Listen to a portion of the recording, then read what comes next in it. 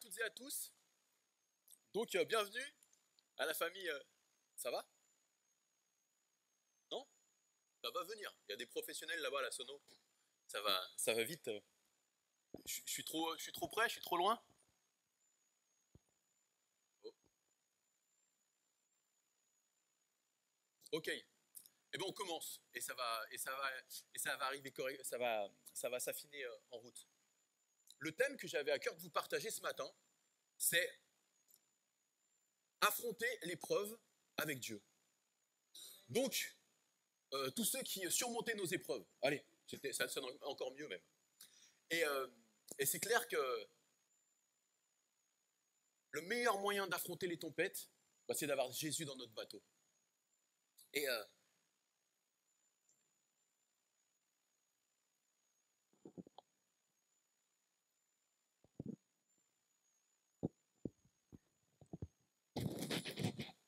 ça va.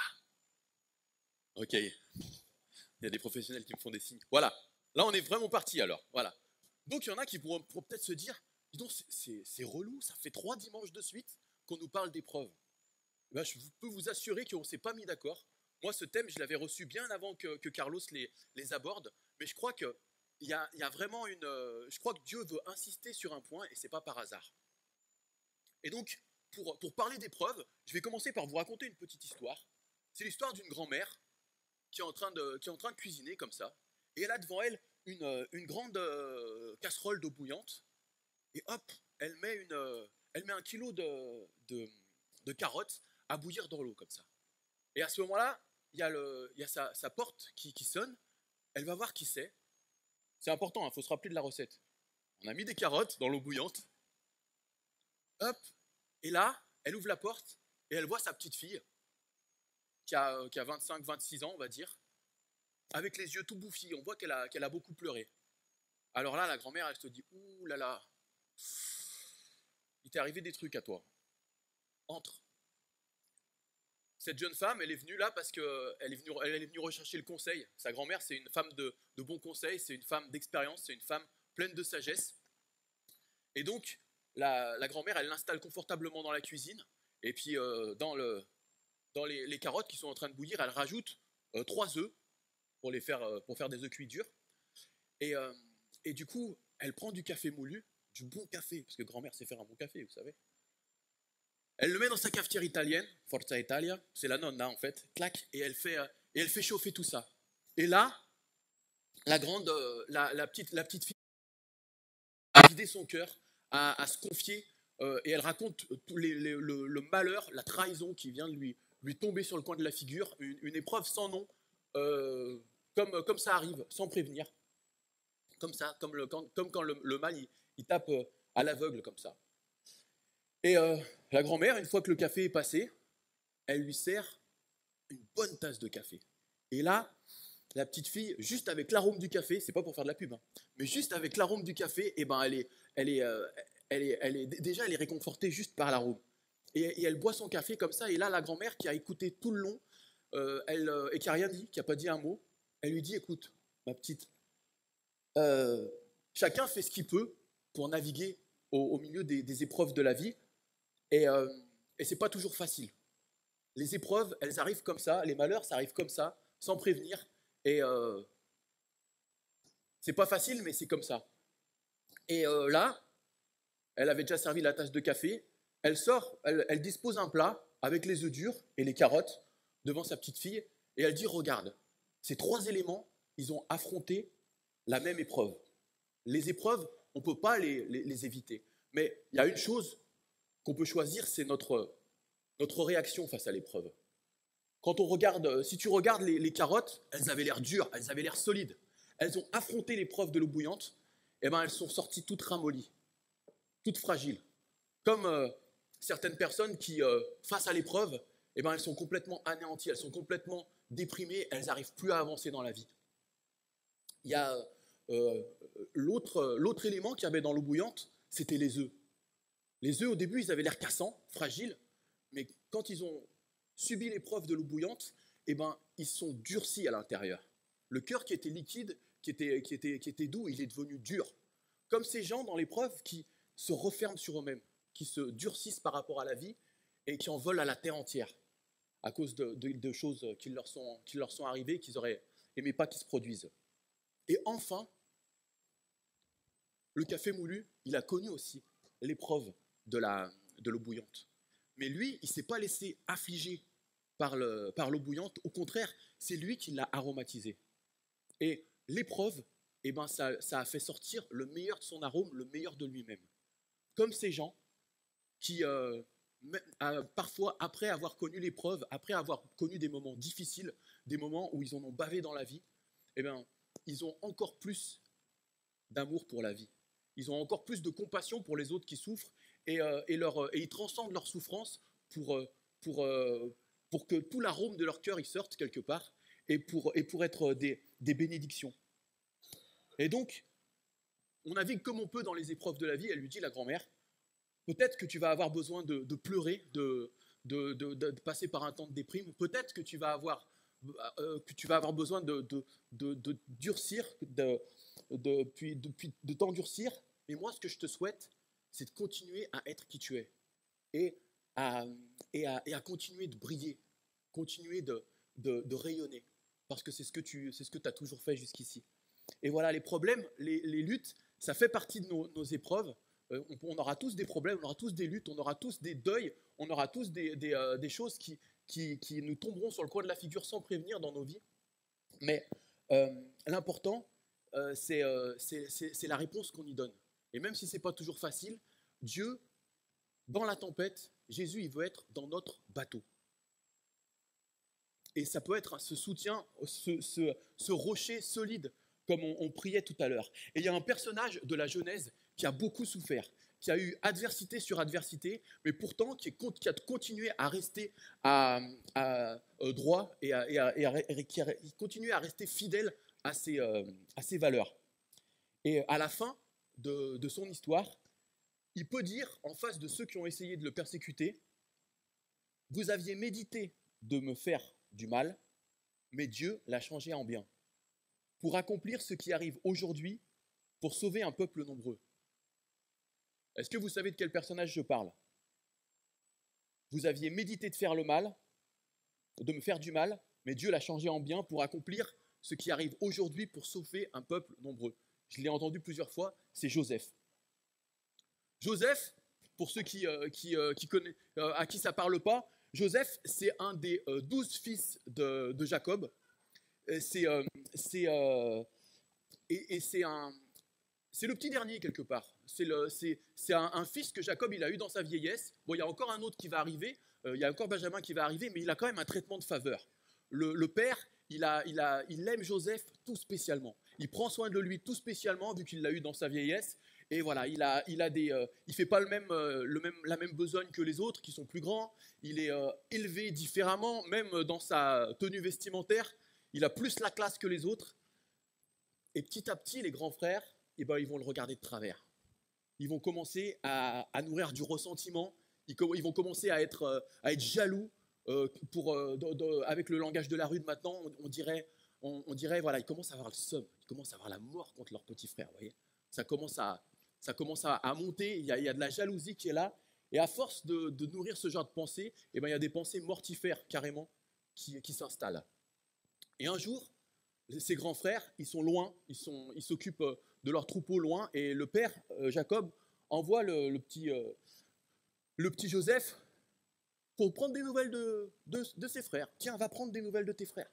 Vois si tout se passe bien, s'ils ont besoin qu'on leur envoie quelque chose, etc.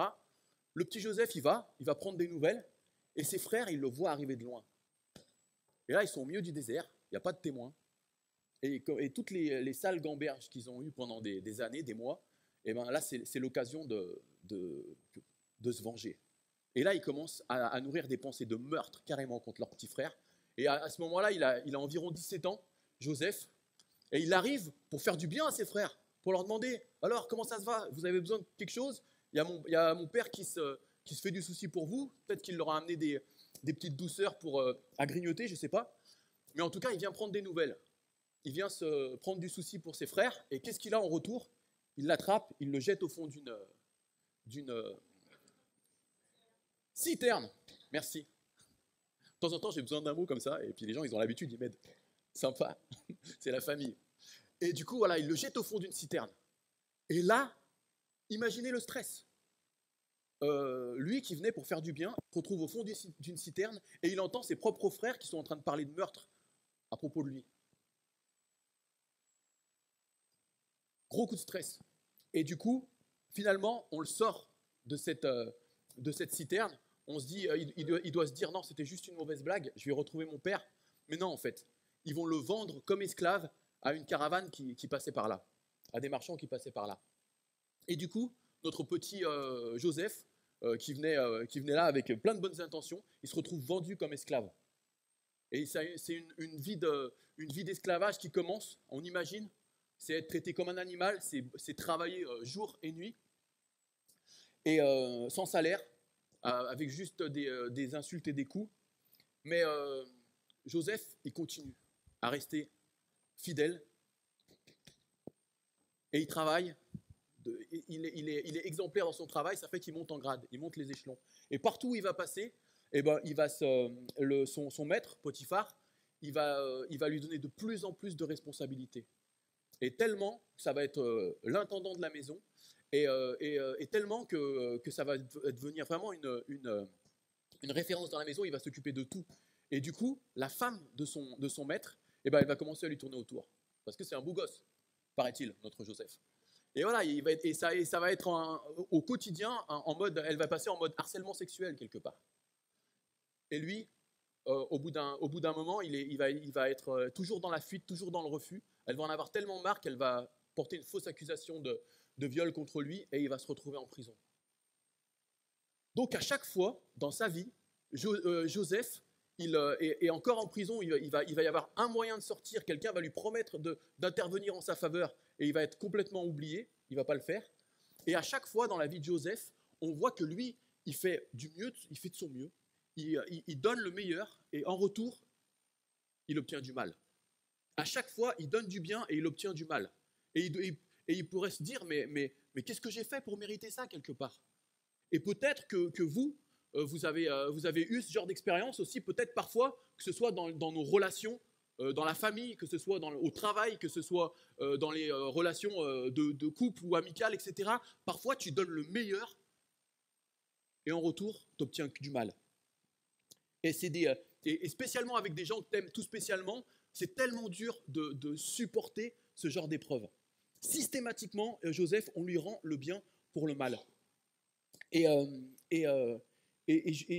parfois dans la vie, justement, on a des épreuves qui nous tombent dessus et qu'on ne mérite absolument pas. On se dit, mais parfois, selon l'adage populaire, mais qu'est-ce que j'ai fait au bon Dieu? T'as rien fait au bon Dieu. Parfois, bien sûr, on a les conséquences de nos mauvaises actions qui nous reviennent, retour de manivelle en pleine face, et là, on se dit, je l'ai bien cherché, c'est bien fait pour moi. Mais d'autres fois, le mal ou le malheur, il tombe dans nos vies de manière complètement injuste. Et là, on va prendre un premier verset dans Jacques, au chapitre 1, au verset 12 et 13, où il est dit, c'est à peu près lisible, il y a trop de lumière, justement pour répondre à ce genre de questions qui nous viennent parfois, mais qu'est-ce que j'ai fait au bon Dieu pour mériter ça? Eh bien, Jacques, il nous dit, heureux l'homme qui supporte patiemment la tentation ou l'épreuve, c'est le même mot en grec, car après avoir été éprouvé, il recevra une couronne de vie que le Seigneur a promise pour ceux qui l'aiment. Que personne, lorsqu'il est tenté ou lorsqu'il est éprouvé ou lorsqu'il passe par l'épreuve, ne dise « c'est Dieu qui me tente », car Dieu ne peut être tenté par le mal et il ne tente lui-même personne. Et quand Dieu, parfois on dit que Dieu il éprouve notre foi, mais quand il éprouve notre foi quelque part, c'est pas pour le plaisir de faire souffrir quelqu'un par exemple. Quand Dieu il éprouve notre foi, c'est pas en envoyant un deuil dans notre famille, c'est pas en envoyant une maladie ou en envoyant ce genre du mal ou du malheur, comme il est dit dans ce verset. Dieu, quand il teste notre foi, c'est qu'il nous invite à lui faire confiance. Il nous invite à faire un pas de foi quelque part, et c'est toute la différence. Par exemple, il y a dans l'histoire d'Abraham, Dieu l'invite à faire un pas de foi. On appelle Abraham le père de la foi. Et il lui dit, mais lâche ta famille, lâche ton pays, lâche tous tes repères et suis-moi. Et suis-moi où? Il ne lui dit pas. Et pourtant, Abraham, il a une telle foi, une telle confiance en Dieu, qu'il y va. Parce qu'il sait qu'il a tout à y gagner. Et il y gagnera tout. Et quand Dieu, il nous demande à Abraham, ou il nous demande à nous de faire des choses comme ça, ce n'est pas pour tester, pour voir, tiens, est-ce que Serge, il a vraiment la foi? Non, parce qu'il le sait. Il le sait ce qu'il y a dans nos cœurs. Mais c'est plus pour nous nous entraîner, entraîner nos mains au combat quelque part, pour nous faire grandir dans la foi.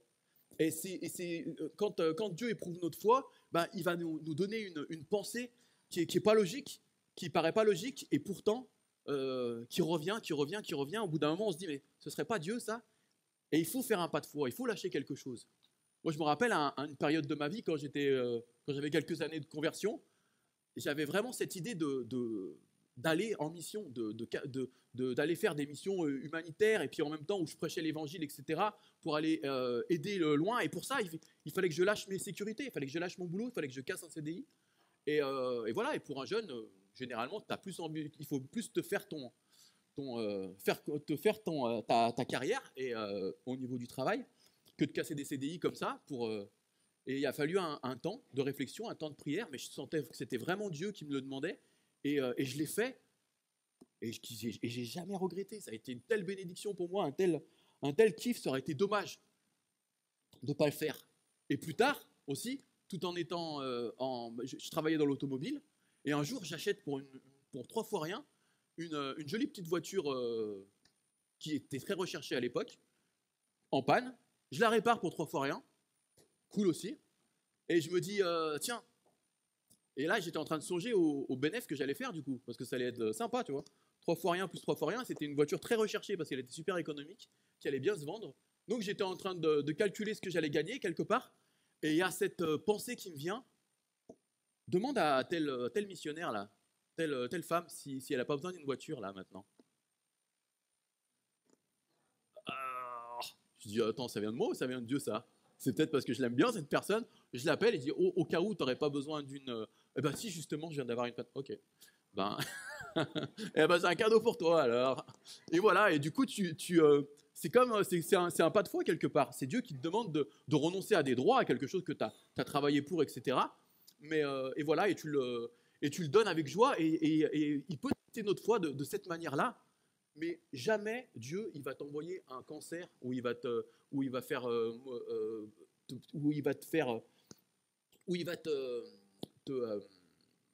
envoyer tel ou tel malheur qui vont briser une famille et une carrière. Quand il est dit, car Dieu ne peut pas être tenté par le mal, il ne tente lui-même personne. Parfois, on a tendance à se dire, mais qu'est-ce que j'ai fait pour mériter ça? Qu'est-ce que j'ai fait au bon Dieu? Non, c'est pas Dieu qui envoie des deuils, des maladies, des tentations pour nous faire chuter. Dieu, mais toutes ces choses, elles arrivent quelque part parce qu'on vit pas dans un monde qui est neutre.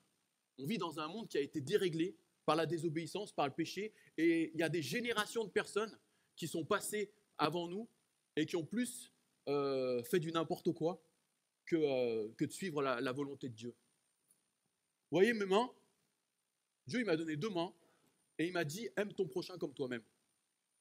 Maintenant, j'ai mon libre arbitre parce qu'il m'a créé libre aussi.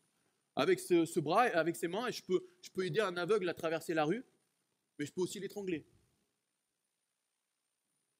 Et on a tous un libre arbitre, et on ne vit pas dans un monde neutre quelque part. Et l'état de la planète, du monde dans lequel on vit, on n'a qu'à regarder les infos. Ce n'est pas le résultat de la volonté de Dieu, mais c'est le résultat de la désobéissance de l'homme. Et tout ça pour dire, voilà, on vit dans un monde imparfait, et la pluie, elle tombe sur le juste et sur l'injuste. Et le fait d'être chrétien, c'est pas pour ça que notre vie, ça va être des Walt Disney et qu'il va rien nous arriver. Non, il nous arrive des coups du sort. Par contre, dans ces combats, on n'est jamais seul. Dieu, il est avec nous, il marche avec nous. Et justement, Dieu, il n'envoie pas la tentation, il n'envoie pas l'épreuve, mais il veut être avec nous, il veut nous accompagner dans l'épreuve. Jésus, il a dit à ses disciples, il ne leur a pas promis qu'ils allaient avoir la vie tout en rose. Hein. C'est pas la chanson d'Edith Piaf, ça va pas être la vie en rose. Il a dit qu'on allait être éprouvés, mais qu'il serait avec nous tous les jours jusqu'à la fin du monde.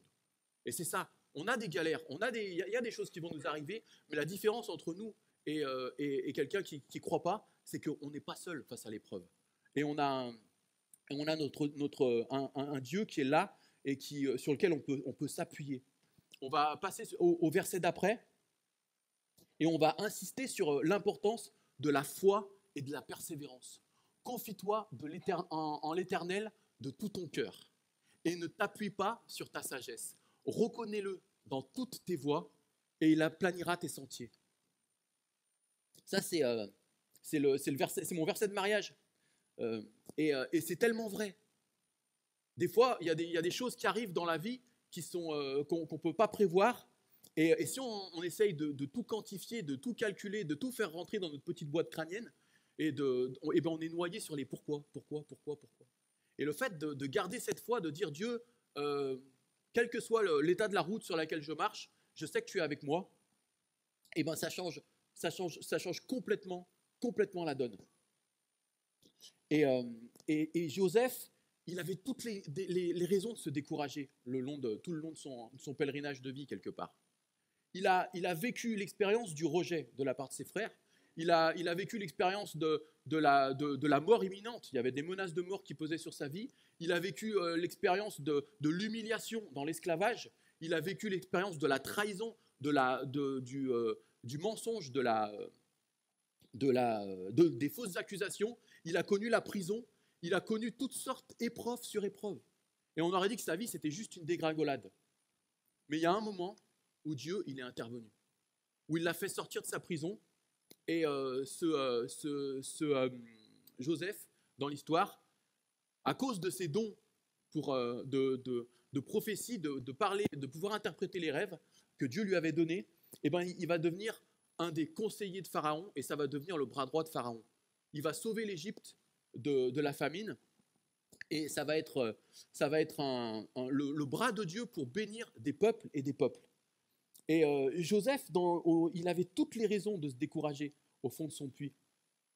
Et pourtant, et parfois dans la vie, on est appelé, même si toutes les circonstances paraissent contraires, même si on est dans une mouise monstre, on est appelé à redire notre amour et notre confiance en Dieu. Même si visiblement on ne voit rien. On va pas Joseph, il n'a pas remercié Dieu pour les péchés de ses frères. Hein. Ah bah merci pour toutes les misères qu'on me fait. Merci pour tout ce qui m'arrive. Merci pour toutes les galères. Merci pour toute la méchanceté qui se déchaîne sur moi. Non, on ne va pas non plus remercier Dieu pour le péché des autres, le péché qu'on subit. La seule réponse que la Bible elle donne au péché, qu'elle propose pour le péché, c'est la repentance. C'est le changement de comportement. Mais parfois, ça ne dépend pas de nous. Et Joseph, il subissait le mal qui venait des autres. Et en revanche, il pouvait dire à Dieu, même dans cette situation de crise, je sais qui tu es. Je connais ta puissance, je connais ton cœur, je connais ton amour de père. Et même dans cette situation de crise, tu es toujours digne que je te fasse confiance. Et la foi, c'est la monnaie de Dieu quelque part. On est dans la zone, en Europe, c'est l'euro, mais la foi, c'est la monnaie de Dieu. Et garder la foi, c'est dire à Dieu, mais je continue à te faire confiance, je continue à croire en ta bonté, même si les circonstances paraissent complètement adverses. Et moi, dans ma vie de jeune chrétien, j'ai été tellement touché par des témoignages de vie, je me rappelle de personnes qui se battaient avec des cancers, qui étaient en phase terminale, et moi j'étais avec ma foi de jeune converti là, je disais mais on va prier, elle a la foi et on va voir un miracle, et j'allais voir la personne et on allait prier ensemble, etc. et tout, et la personne elle avait cette paix, elle savait que c'était son moment à elle de partir, Dieu lui avait parlé par rapport à ça, et moi j'étais un peu comme révolté à dire mais tu vas pas on veut pas voir des gens à qui on tient partir comme ça. Et on se dit, mais et j'étais complètement dans l'incompréhension. Mais cette dame, elle a été tellement un exemple pour moi, à dire, mais à un moment, voilà, je sais que c'est le temps de partir, c'est tout. Et moi, j'étais comme révolté, et elle, c'était, allez, petit frère, viens me voir, et puis amène ta guitare. On va passer un temps de louange. Et elle savait que même si Dieu ne répondait pas à sa prière exactement comme elle voulait, et même si les circonstances, elles avaient l'air terriblement adverses, elle savait que le meilleur était encore à venir pour elle. Elle avait cette foi en Dieu en disant, voilà, même si demain je meurs, après-demain, je sais que ça va être le plus beau jour de ma vie. Parce que je vais voir mon Seigneur Jésus face à face. Et cette foi-là, c'était ça m'a déstabilisé, mais ça m'a appris beaucoup.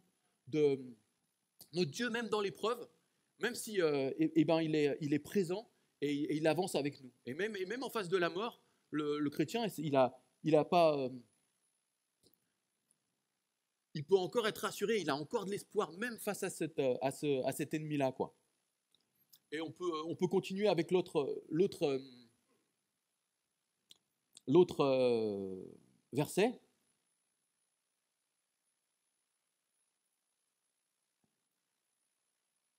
Et le slide 4, il parle de la prière au quotidien. Et ce verset, je l'aime bien, vous le savez. Ne vous inquiétez de rien, mais en toute chose, faites connaître vos besoins à Dieu.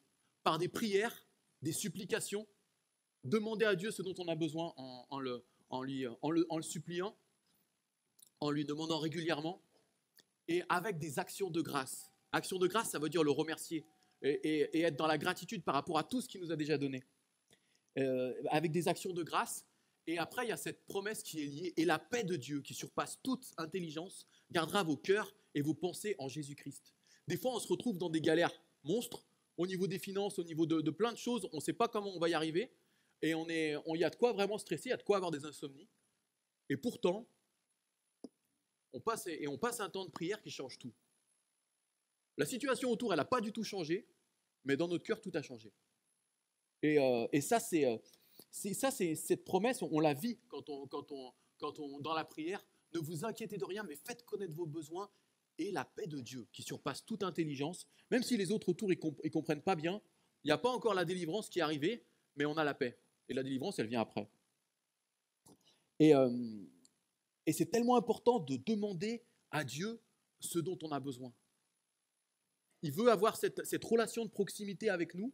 Et c'est pas avec la foi d'aujourd'hui que je vais affronter mes défis de demain ou mes défis de l'année prochaine. Mais chaque jour, quelque part, Dieu veut me donner ce dont j'ai besoin. Et chaque jour, Dieu veut que j'aille devant lui. Il veut me donner de la manne fraîche. Il veut que je lui demande ce dont j'ai besoin, qu'il me donne sa grâce, qu'il me donne sa sagesse, qu'il me donne sa force dont je vais avoir besoin pour affronter cette journée. Et des fois, dans la vie, il y a des épreuves qui sont tellement difficiles.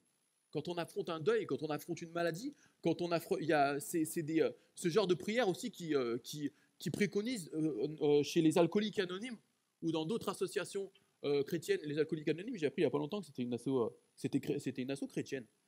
Et d'autres assos qui traitent les différentes formes d'addiction avec la drogue ou autre, où ils invitent les participants à prier chaque jour pour demander la force pour se battre. Aide-moi à arrêter la cam 24 heures. Donne-moi la force pour 24 heures. Et 24 heures, plus 24 heures, plus 24 heures, plus 24 heures, ça se transforme en une semaine. Et puis 4 semaines, ça fait un mois. Et puis après, ça fait un an.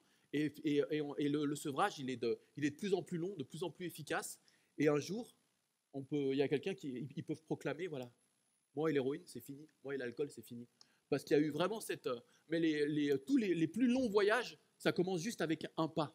Et c'est tellement important d'avoir cette relation de proximité avec Dieu, même dans des défis, dans des challenges où tu te dis, mais je vais pas y arriver. Et parfois, il y a des coups de la vie qui sont tellement difficiles, tu as l'impression que tu vas pas y arriver.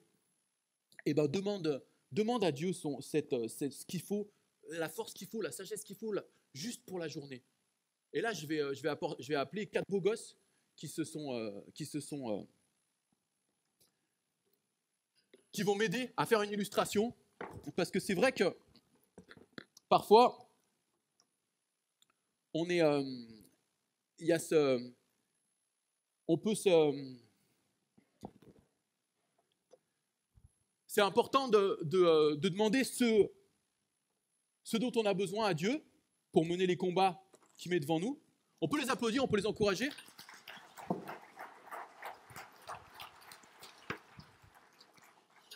Mais des fois, eh ben, le malheur, il tape tellement fort qu'on a besoin de nos frères et sœurs pour nous porter dans la prière. Et donc là, on va faire avec des simples chaises.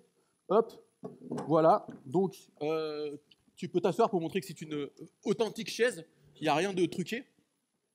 Voilà. Voilà. Là, c'était juste pour illustrer le fait que dans la vie, ça peut basculer d'une seconde à l'autre, d'un jour à l'autre. Il y a des choses qui préviennent pas, et tac. Et voilà, je voulais t'aider, mais voilà, tu m'as pris de vitesse. Ok. Et on a besoin de se soutenir les uns les autres. Tac. On se met en positionne.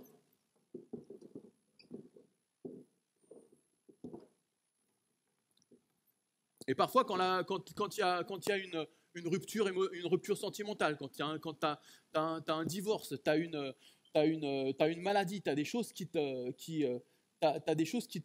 te tomber dessus d'un coup d'un seul, et ben tu as besoin de soutien. Je commence par là, allez.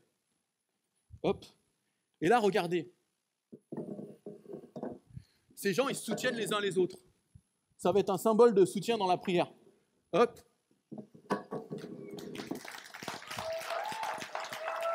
Ça tient. Ça va les abdos? Ah, c'est beau la jeunesse. Et hop.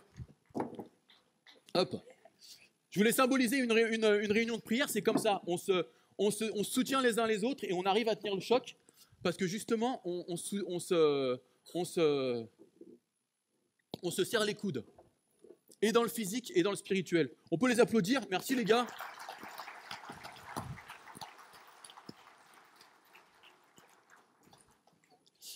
Et c'est tellement important quand on est, je vois le mardi ou les temps de jeûne et prière qu'on a ensemble. Ben voilà, nous on va bien. On se retrouve pour prendre un temps de louange, un temps de prière, pour penser à d'autres qui sont éprouvés dans leur famille, avec leurs enfants, la maladie, etc. Et on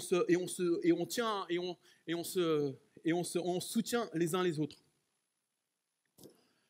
Donc, loin de vous faire la leçon, hein, c'est facile de dire ouais, bah, il faut faire ça, il n'y a qu'à. Je sais que quand on fait face à l'épreuve, quand on est dedans, hein, pour y avoir passé moi-même, eh ben, c'est pas évident.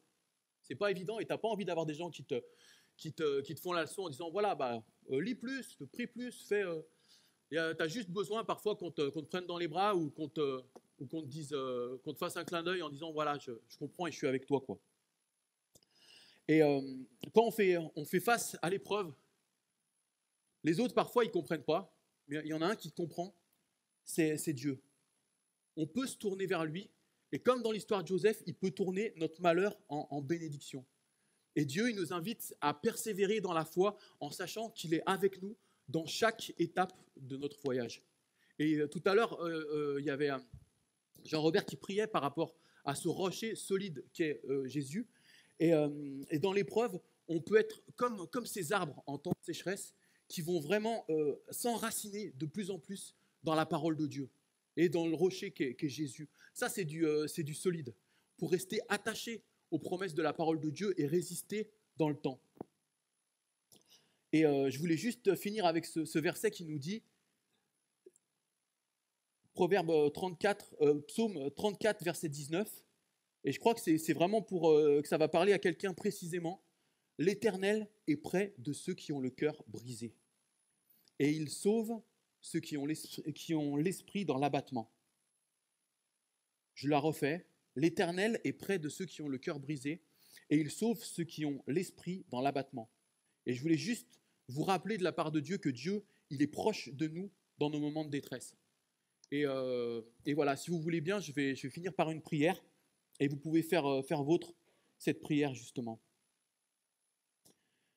Seigneur, on entend parler, on a entendu parler, et quand on entend les témoignages des anciens, comme l'histoire de la grand-mère du début, souvent, ils nous racontent leurs histoires de vie, leurs épreuves, les maladies, les épreuves qu'ils ont eues, et la fin des témoignages, souvent, eh ben, ça finit par ces mots, mais je peux témoigner que Dieu, il est fidèle.